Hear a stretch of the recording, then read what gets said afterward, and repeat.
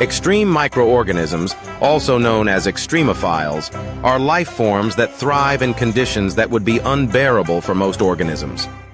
For example, some archaea live in hot springs, where temperatures can exceed 200 degrees. Others, like halophiles, flourish in highly saline environments, such as salt lakes. These organisms possess unique adaptations, including specialized proteins and membranes that maintain stability under extreme pressure and temperature. The study of extremophiles not only deepens our understanding of life's resilience, but also has potential applications in biotechnology and medicine. From bioremediation to drug development, these tiny survivors are reshaping our scientific horizons.